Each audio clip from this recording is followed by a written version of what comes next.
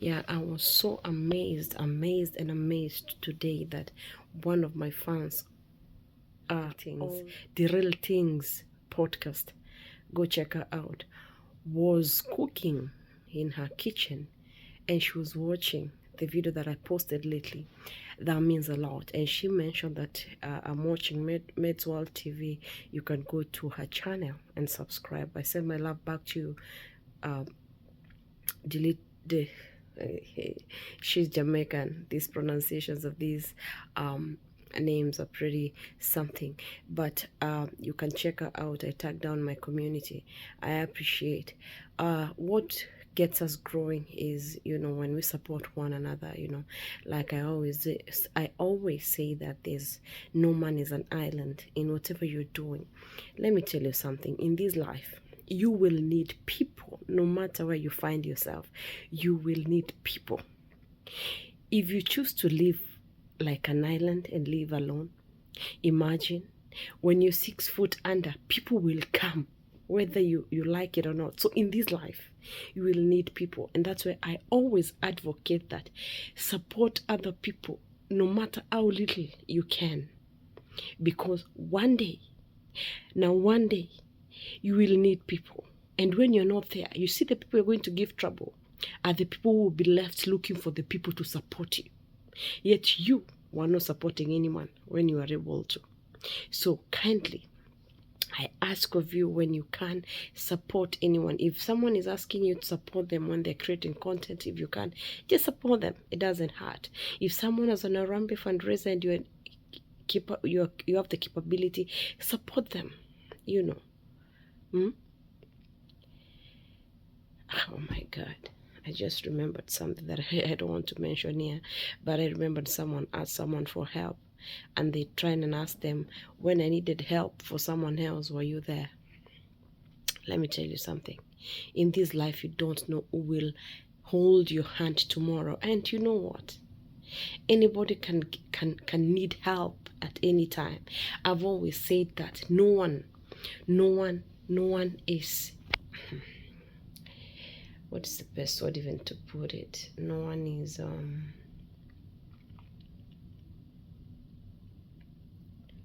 no one is too special. I was looking for that hard English word, but I didn't get it. No one is too special that in this life they won't need help at any one point. So when you can, kindly help one another.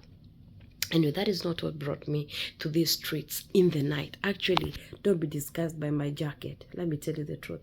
I was actually trying to close my eyes. Don't be deceived. I was just trying to close my eyes. I'm telling you the truth. And then I remembered, oh my God, there's something I needed to address before I sleep. And I promised myself before I sleep today, I'm going to talk about it. Even my eyes are sleepy. What is the time right now? I think it's around 12:15, 12:20. And I'm supposed to be sleeping. That for sure. Actually, I need sleep. But this one, I cannot let it slide. Oh my God, I've got to address it before I sleep. My God, have mercy on humankind. These are the last days, just as dictated in the Bible. Men will love, the love for God will wax cold. Men will be lovers of money and themselves. I mean, we will forget what God requires of us to do. And I mean, these are just the last days. So before I get to my major story, first of all, you see, I'm wearing my Bluetooth. I have not removed it because slightly before I came in here, I bumped into a story that got my attention. This young man who was adopted by parents from a foster home in Minnesota, and then, oh my God, and then he was, of course, when someone is adopted from a foster home, parents come in. If you don't have a preview of what happens, parents who maybe have not been able to sire kids, or even who have sired kids and would want to adopt a kid, keep visiting various foster cares or children's home, and there's some that have line into adoption. They're lines. You wait. So this couple kept on visiting this particular, of course, children's home. Let me call whatever, where they take the children from. And, they fell in love with this young African boy who was born, he says he was born in Minnesota, but he doesn't know who his parents were. And this young man, at 7 years old, was adopted to this Kenyan man who was married to a white woman from California, and the man hailed from Kisii. I mean, go check out these stories all over the socials. I'm touching on it because I feel like it's inhuman. Whoa, this is the love of God in us waxing cold. Actually, I don't understand how we human beings can be that distasteful. Yes, I know you're trying to balance between love. Yeah, you agreed that you're gonna get this child, you brought him in your home and introduced him to luxury. Yeah, that was luxury because, of course, he's coming from a community where he gets his the basics, yes, but even a bit of secondary, yes, but here he's introduced to a family that he didn't have. You introduce him to these luxury toys and stuff, and then when this family, the parent loses a job and they move to where the woman came from, which is from Minnesota to California, then racism kicks in. The boy says that he felt like he was being alienated, the fact that he was being picked on always when there were issues. When he went to school, it looked different because, of course, the area they moved into was white dominated, and the relatives used to see him every time there were fights. He was the one who was wrong. He was always on the wrong, until the father reached a point he had to choose between the wife and the son. Imagine you take a kid from a home, right? And then, oh God, you get this child, you do the registration, you get them adopted to you. And then one time, you because you have disagreements, whoever is talking the truth, you may never know, but this is a story. So we are talking from his story. I said you can go check him on Obina TV. You can check him on Afrimax. He's all over. He's all over.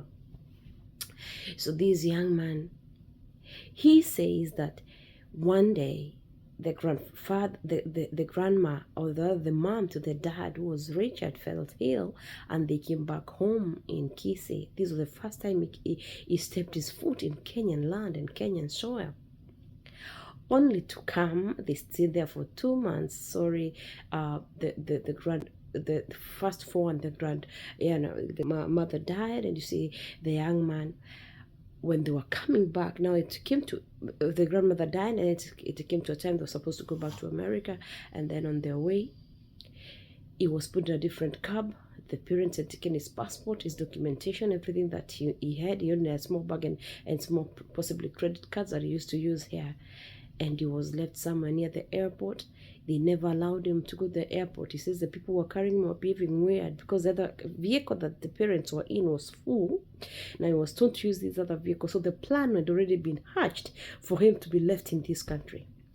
Imagine that. This is a kid who's never been outside of the US for 16 years. And now he's in the dump sites of Dandora collecting garbage. He was a street boy for 2 weeks. Of course, a 16-year-old kid from the US, you get to understand, he doesn't know any Swahili. He's talking the slang, the English from the American English. At times, you even don't hear what people are saying. And, oh my God. I just listened to this story and I was like, oh my God, Jesus Christ, when you come back, what will you find? Jesus Christ, when you come back, really, what will you find? Men have grown cold. Men have grown heartless. How did the father choose? Because the father was black, I think it would have resonated with the young black kid. How did he choose to leave this kid in a place he didn't know anyone? Afadhali hata kama angemwacha Kisii, jameni, huko ushago, in the streets of Nairobi. The guy now, let me tell you, God is going to showcase this young man. He's going to become a star. oh my God, these people will have nowhere to hide, because already in the international radar, everyone is talking about him. That's why I decided to mention. My reason for mentioning him here, because the next story I'm about to talk about is a very touching story. This is what has made me not sleep as at now. I've come on this platform before, and I urged women, because I advocate for mental health. And my reasons for advocating for mental health, and I'll keep advocating for mental health. I will talk to you and tell you whenever you have an issue, kindly talk to someone. I'll keep telling you, friends, check out on your friends, family, check out on your family, relatives, check out on your family, because things are hard. You never know what someone, when you wake up, check out on your friend, check out on your brother, check out on your sister. If you can, check out on a friend who is close to you, because things are hard out here, and people are suffering from depression. I'm telling you, people are going through serious issues deep down within them. Serious issues deep down within them, I'm telling you.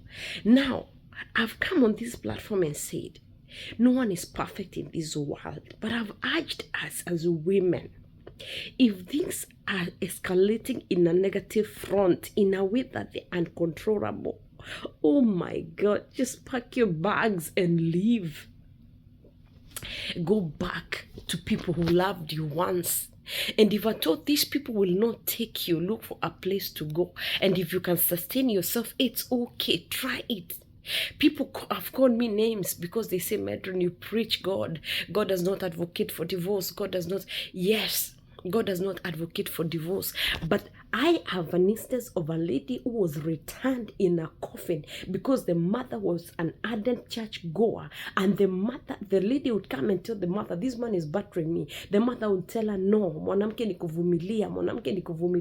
The lady would go back again, ma'am, this man is battering me. We are born again Christians, but this man is battering me. The mother would keep on telling the woman, no, it will be a shame in our family. The last thing that happened, the lady died, battered and dead. The woman up to date has never forgiven. Ni kama alienda kichaa. These are real life stories. Take it or leave it. So I keep on telling us here, if things are not working and you have looked at them, umeita during cheke, you have called Mwereka, you've called everybody from left, right, and center. If things are not working, they ain't working. Now, today I read a story of a woman whose husband went back home and found that she had hanged herself and the 3 children. Oh my God, this made me literally tear. And maybe this woman and talked to a friend some few days ago, and the friend was like, it's okay, wewe vumilia tu. Si analipia mtoto school fees. They're paying for those who watch me internationally. I'm saying, so they're paying school fees for their kids. So the man is providing. You vumilia too. It will be okay. Now, she hanged herself, and this one is a mental disturbance case, I'm telling you. It's just that post-mortem will not show what kind of problem was in the head. But I'm telling you, it's a depression case. Maybe this woman has been battered by the husband, or maybe she found out that the husband was sleeping out, or vice versa, or what. Let me tell you something. So you see this woman, she's killed her 3 children. Oh my God. See, take the children to their grandmother. If you don't have grandmother, oh my God, take them to their auntie, take them to their sister, take them somewhere. Don't kill innocent pickings. What have the pickings done? What have the pickings done now? Oh, God have mercy, God have mercy. What have the pickings done? No. This story got me crying, because I looked and said, oh my God, no matter what, why kill the children? When she was hatching the plan of this is so sad, I'm telling you, it's so sad, it's so sad. I just listened to this story and my tears were running, because I was telling myself, what kind of mental disturbance is this that will lead to you hanging your 3 children? You remember that I came on here and I remember that woman who hanged the daughter outside a tree.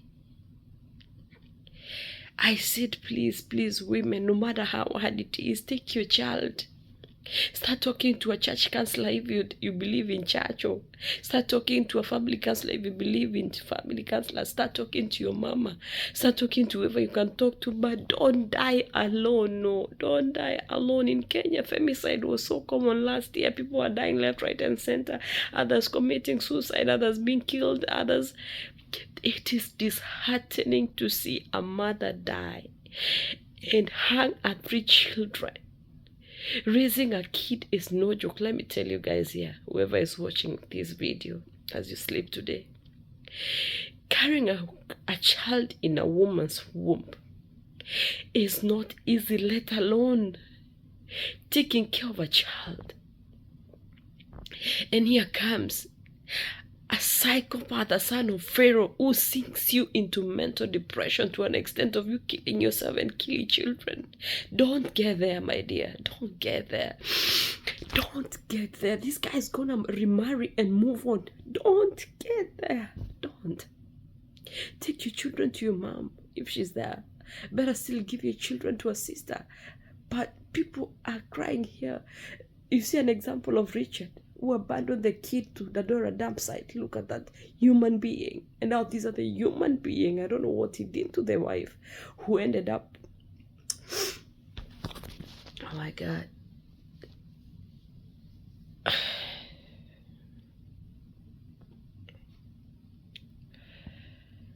my God, this is so sad.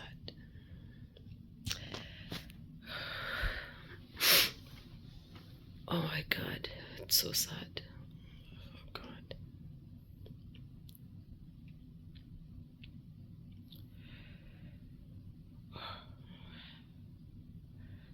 One day, when we all face the throne of mercy, for those who believe, a lot of things are going to surprise us. Let's keep believing, those who believe, because I don't understand what was in the mind of this woman as she was taking ropes to hang 3 children. What was, when she hung the first one, the second, oh my God.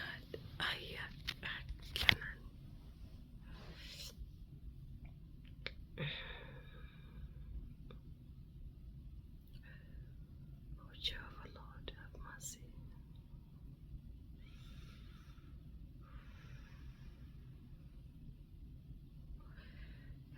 God.